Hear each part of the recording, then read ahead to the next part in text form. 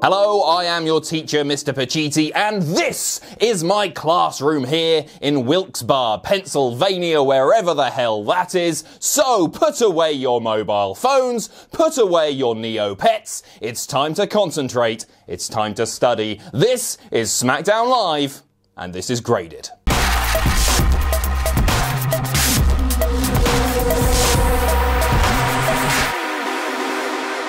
Kicking things off with the charismatic enigma Jeff Hardy, who for some reason looked pretty bloody happy considering he was getting hit in the cock less than 48 hours ago. Anyway, he is here to be all cryptic, that kooky bastard. Jeff says that his heart is broken because he's not US champion anymore. He says that Shinsuke Nakamura lacks moral turpitude, which is a fancy way of saying that he's a low-down, good-for-nothing jackass. Eow! That's the noise he made.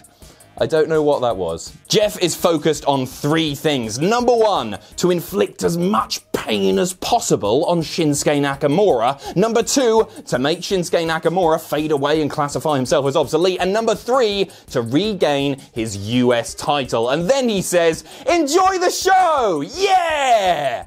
Enjoy the show, guys. My cock still hurts. Eow! Whatever he said.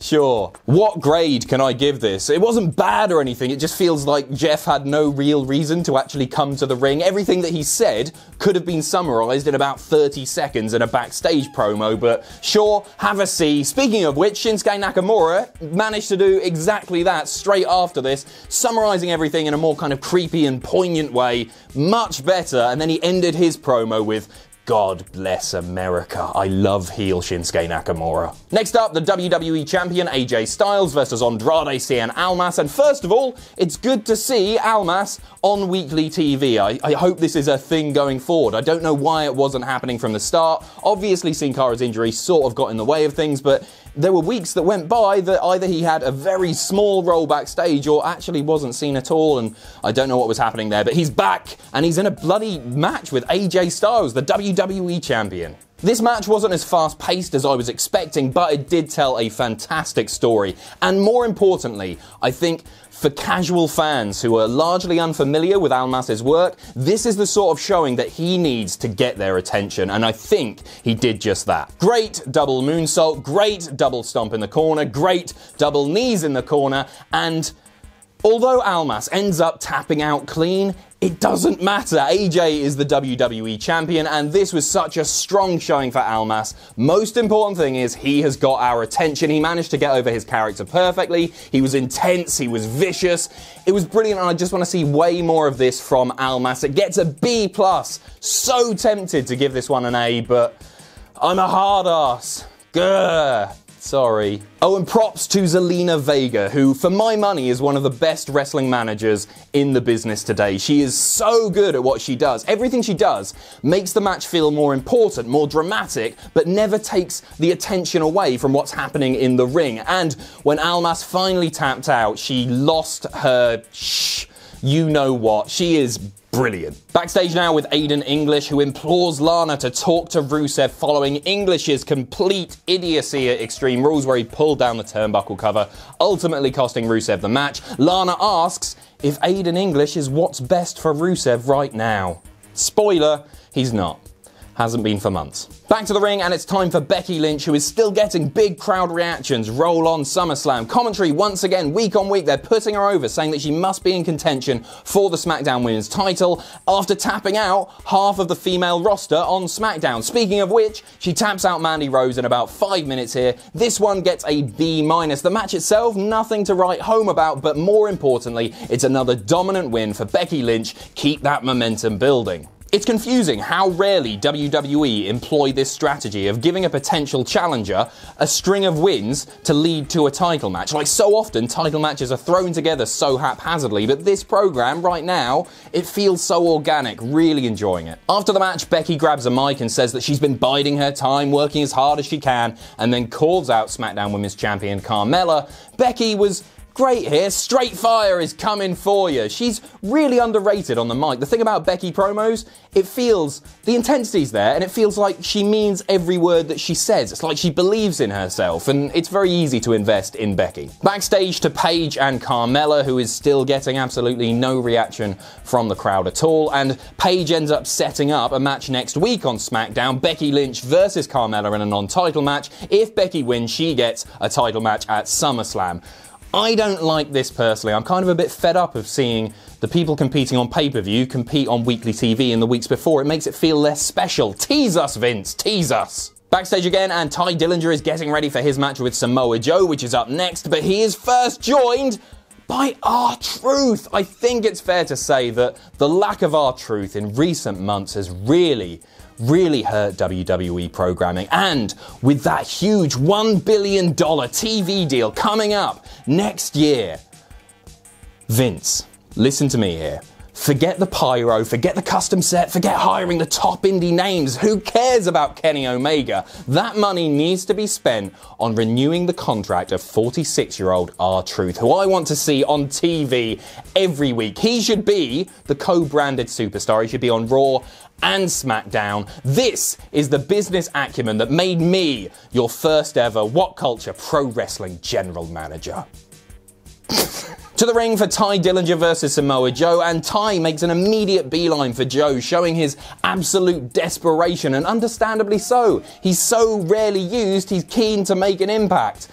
I quite like the idea of giving Tye a string of losses leading to this frustration and possibly a heel turn. He's another underutilized guy. They sort of need to do something with him, but tonight was not his night. After just a few minutes, Samoa Joe locks in the Coquina clutch and Tye taps out. Despite its length, I'm going to give this one a B. Joe looking super dominant, Tye Dillinger looking frustrated, and hopefully that just leads somewhere. Both of these guys deserve better, but especially Joe, who is weirdly utilised on SmackDown. Like, some weeks he's just not on TV. I get if he's not got a match on an upcoming pay-per-view, maybe he doesn't need to be featured, but he's such a star. It feels weird without him. Next up, it's time for a eulogy for Team Hell No following their loss at Extreme Rules, and of course Kane's broken ankle after he got a door slammed into it with a hammer from Eric Rowan, whatever. Like, The Miz here was brilliant, as he always is, but when he was coming to the ring to deliver this eulogy, he was sympathetically shaking the hands of audience members on the ramp, but every time skipping the kids. It's the subtleties that make The Miz such a fantastic, effective heel. Like, those kids are going to remember The Miz as a complete dick forever. They will never like him again. I love you, Mike. Miz hypes Miz and Mrs., which debuts next week. Yeah, but then he goes on to run down Team Hell No. But as it has done for the past few weeks, everything that he's saying is less about Kane and more just trying to get at Daniel Bryan. I think it seems like they're building to this match for SummerSlam now. I thought they might hold off until WrestleMania, but it feels like they're probably going to do it at SummerSlam. Not necessarily a bad thing. We all obviously want to see it. This has been one of the best slow burn builds for the last 10 years. This feels huge, and fingers crossed, if they let these guys have a bit of creative freedom, go wild on the mic in the coming weeks, it's going to feel so real, so important. I can't wait. So after The Miz runs down Daniel Bryan a little bit, more Daniel Bryan's music hits. Miz looks up the ramp. The pallbearers are all lining up, taking their shirts off, getting ready to fight Daniel Bryan. But Daniel Bryan runs in from behind, takes out The Miz, and then kicks a pallbearer in the face. I'm not quite sure what the pallbearer did quite to deserve that, but sure, whatever. This one gets a B from me. Because quite simply, on paper, a Team Hell No eulogy could be awful. Like, I saw that segment, I saw the graphic for it at the beginning of the night, and even with The Miz involved, I thought, oh, this could be not that great. But it was good. Miz was great, Daniel Bryan was good, and if the whole Team Hell No thing over the past few weeks has just been another chapter in the story that is The Miz versus Daniel Bryan, I'm not anti that at all. I've enjoyed it. I think it's been good, even if it has been very short, and it's made this feud feel even bigger. Next up, Kofi Kingston representing The New Day, taking on Eric Young representing Sanity, of course, and this may be match of the night. AJ Almas, I can't quite work it out. It was a bloody good match. A few great spots here. Kofi Kingston flinging himself over the top of the referee to take out all of Sanity, and then Killian Dane just picks up Xavier Woods and lobs him into Kofi Kingston, who's in the ring.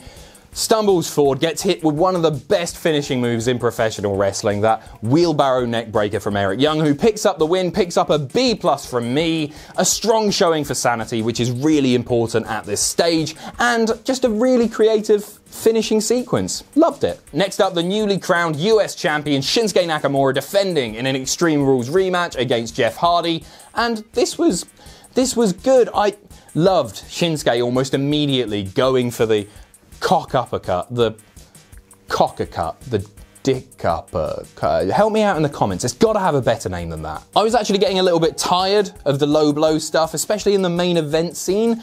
But I don't know, there's something about it on the mid-card which makes me think differently. I'm starting to quite enjoy it. I loved it when he went for it. Misses. His big old smile. It's like, yeah, you knew what I was going for there. I love heel Shinsuke. Let's just get the match out of the way. It gets a B. It was slow for the first half, picked up in the second half with Jeff hitting all of his signature moves, ends up going for the Swanton Bomb, hits it, but then is pulled out of the ring by Randy Orton. Let's talk about Randy Orton. So Orton was fantastic here. So good. He brutalized Jeff Hardy, slamming him again and again into the ring steps, and then he lays him on the mat and he picks him up and he puts his finger through the hole in Jeff Hardy's earlobe where he's had it stretched, and he just pulls it, just stretches it in the most vicious, horrible, disgusting fashion.